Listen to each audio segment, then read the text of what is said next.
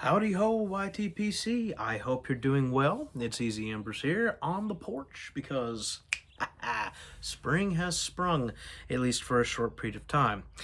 Today I wanted to spend a little time with you and continue in my reviewing of Bad Cat Tobacco's new blends that I believe he's going to be releasing fairly soon. This one is Shere Kahn, Old World Flake. And I'll go ahead and give you kind of a look and see what this is like. Now, this is half of the flake that he kind of cut off for me. I'm going to put my hand up there so it'll focus on that a bit. There you go. Very light in color, and you can see the cut's quite nice. He did good with that knife. This is a pretty dry blend whenever I got it, and I think this is a good example of what a boutique blender has to offer people, especially with the components that are in this.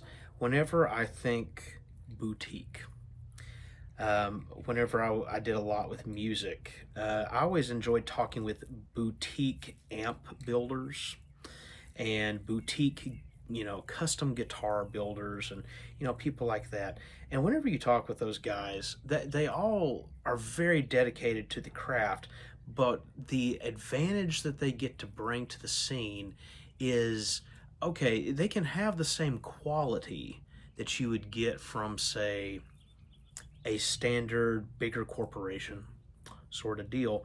And so you're getting that, but you're also getting this fine tuning to detail in some people's cases, and in other cases you're also getting this other element. And I think Bad Cat is doing that with this blend really well, which is bringing materials that you wouldn't normally get onto the scene. And so let me go ahead. I'm breaking this apart, and it's very it's more on the drier side, this one here, and I'm not sure if that's just me. I try to take it out of the bag pretty quick and everything, but it crumbles down very, very easily into some nice light colored, just tan. It's pretty uniform, honestly, just uniform tan across the board kind of leaf in there. You smell some sweetness. I'd say Virginia. I'm detecting some kind of cocoa-ish. So I'm going to say burley. It smells like a Virginia burley, but there is that trademark cigar leaf sort of smell.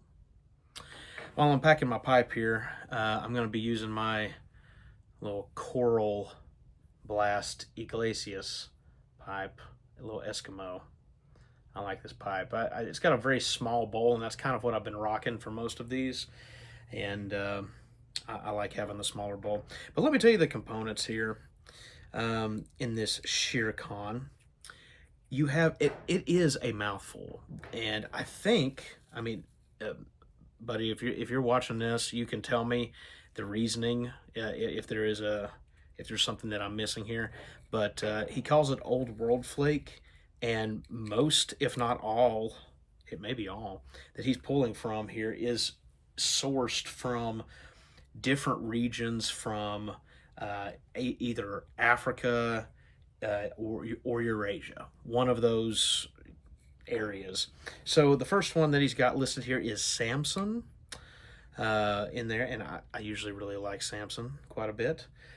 Dark Rustica. I don't know if Dark Rustica or Rustica is anything.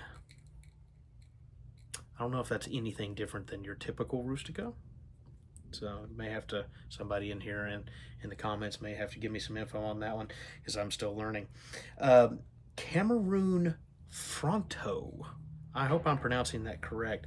So Cameroon, that's a word I see a lot with cigars. I don't know a whole lot about cigars. I'm not a cigar guy, but that sounds a lot like a potential cigar leaf.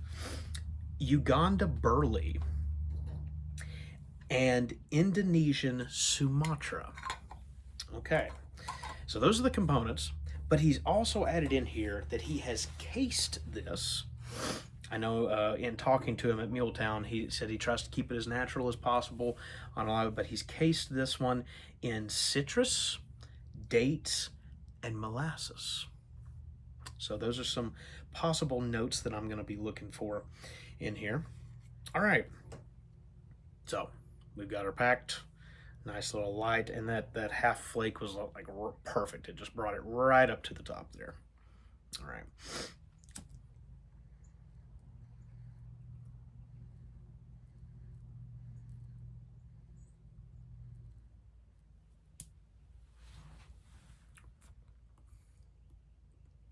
Mm.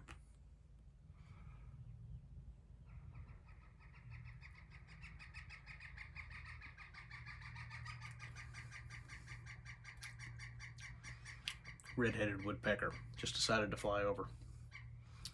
Okay. While I've got you here and we just lit this up,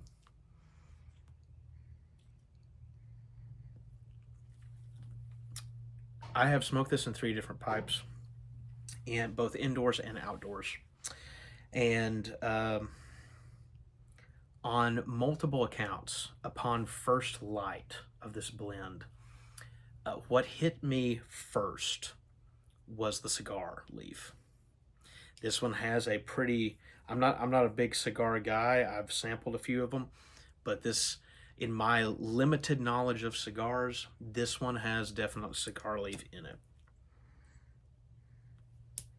I'm assuming that's the Cameroon, but this is a light cigar. It's not like a Maduro or any of those darker ones that's like super spicy in their flavors.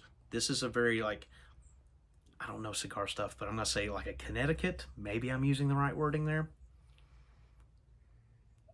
It's light. It's a lighter sort of, definitely cigar leaf playing in here. Whenever I lit this up last time, we were out here on the porch, and the wife immediately, as soon as I lit it up, she said, "Ooh, what are you smoking?" I said, I'm trying one of the new blends here. And she said, okay, that one's strong. That one has a very strong room note. And we weren't inside the room, you know, we're on this little porch, it's open air and everything. And she said, okay, I can detect that one. That one's heavy. And it does. You can smell it. It smells like a cigar to me. And so first notes that I'm picking up, right off the initial light, you got the cigar leaf. It's sweet. It's a light one.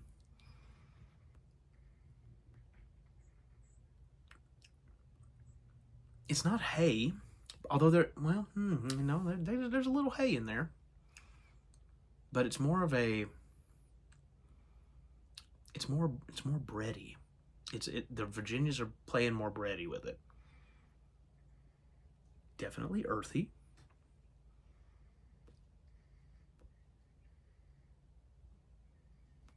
I know this is going to sound kind of weird, but the word that keeps coming to mind as I'm smoking this at the beginning is brown dusty.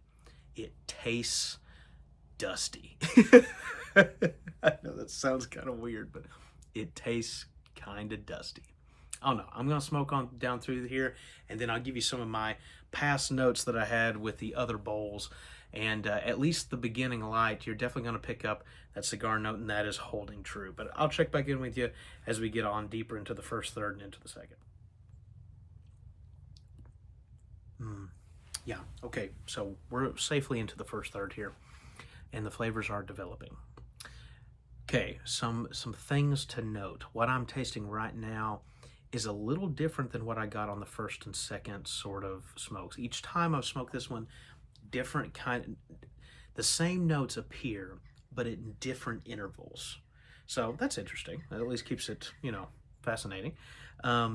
The first thing I want to say is, in comparison from this one to the Mufasa blend that I went over earlier, this has basically no spice in comparison. It's got a little, but Mufasa like hits you in the back of the throat, almost like Five Brothers. That burley just like strikes me right here, and I feel a tightness happening there. This one's not like that. It gives me the same mouth feel as whenever I smoke one of those little banditos. that like I think it's Pipes and Cigars or something like that, sold. I think they're still selling them, but they come in like a burlap bag, and they're like this little cigarillo stick. And I have a couple of those, and I would like cut sections of it off and stick it down in a pipe or something like that. And this one is giving me the same mouthfeel as if I was smoking one of those little Bandito cigarillos. So less pepper on that. I like it. It's a lighter overall, just the body of it and everything. It's got body to it. It's flavorful, but it's coming off to me as a lighter sort of thing. So here we are on a spring day. This is definitely like a very light cigar, as far as the flavor goes. Some of the notes that I put down from previously, and I am beginning to get them again, is I'm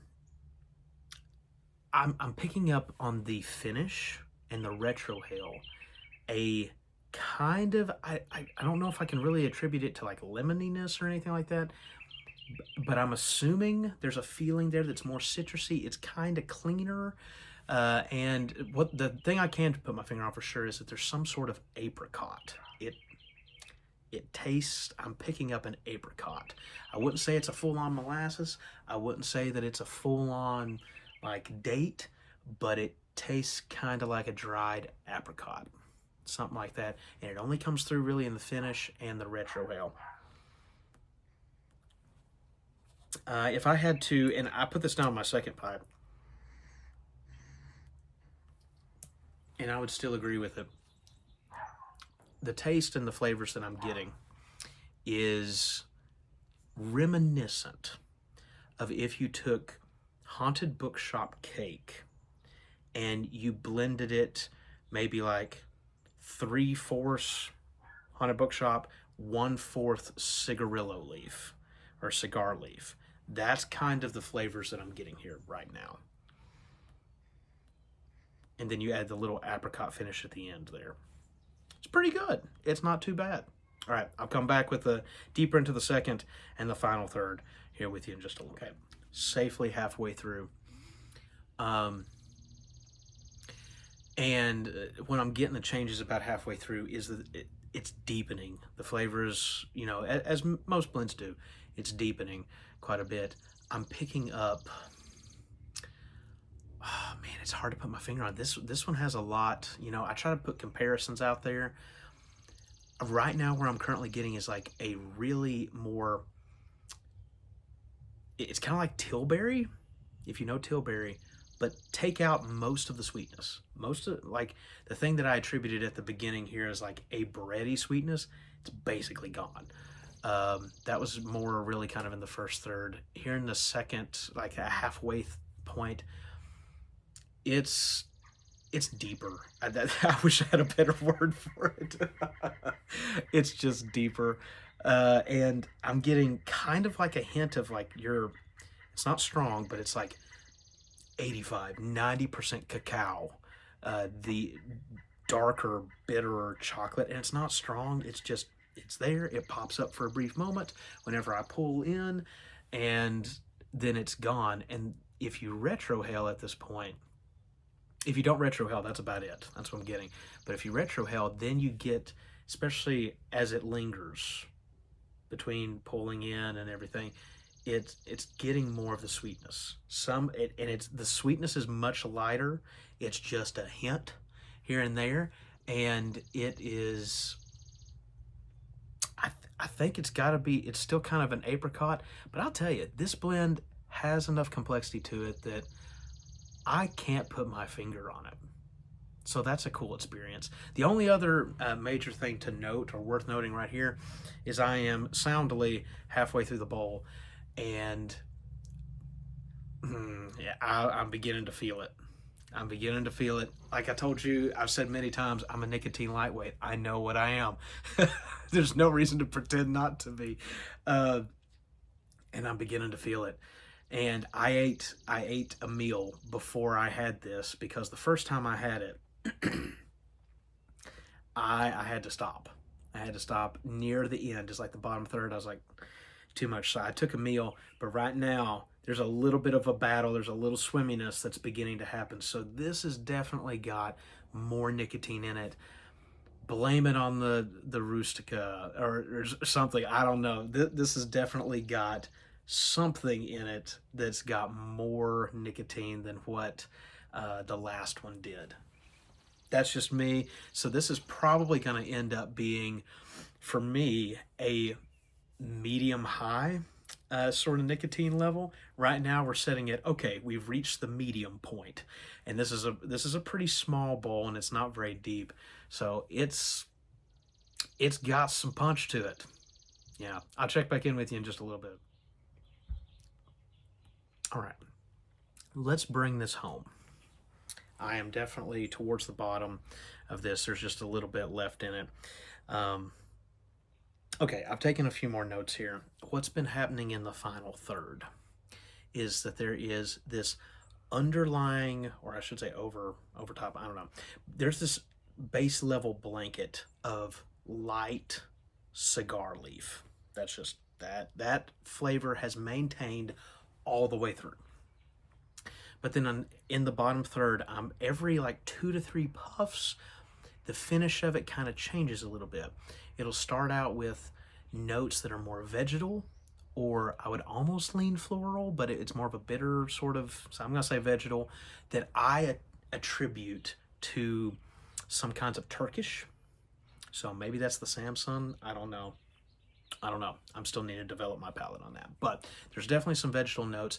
And then 3 puffs later, same cigar note overlay over the top of it, but the finish will be almost like a lemongrass sort of tea. It's not a true grass note. It's more closely akin to a hay, but there is this kind of citrusy essence that pops out. It's not strong at all. It's not really strong at all.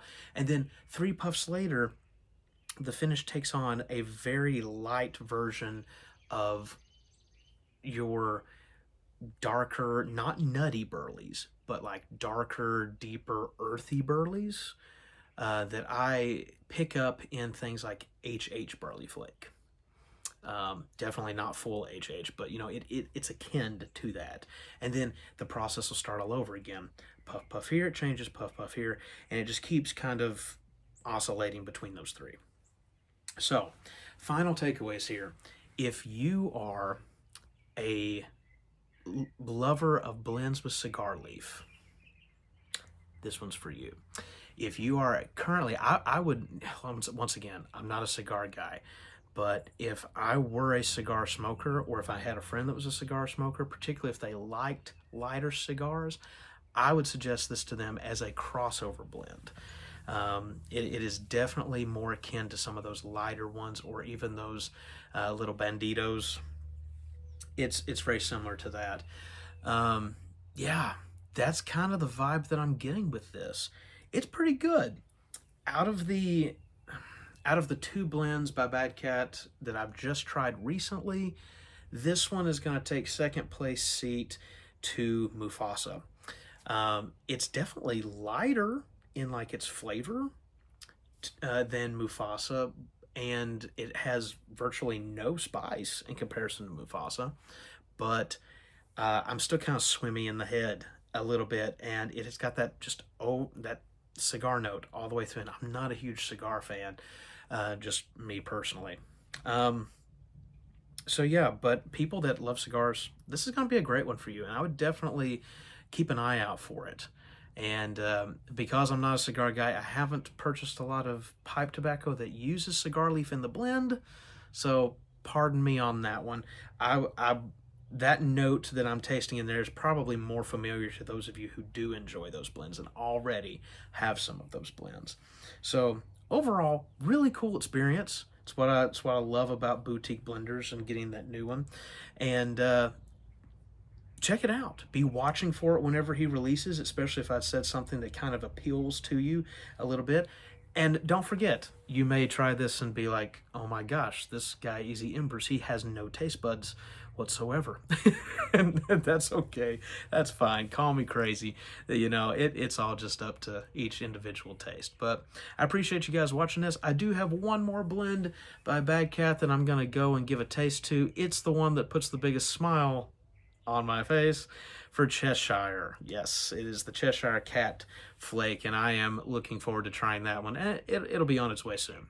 But thank you very much for watching this. I hope this was helpful. Keep an eye out for Bad Cat Tobaccos whenever he starts releasing these. And if I said something you like, give it a shot.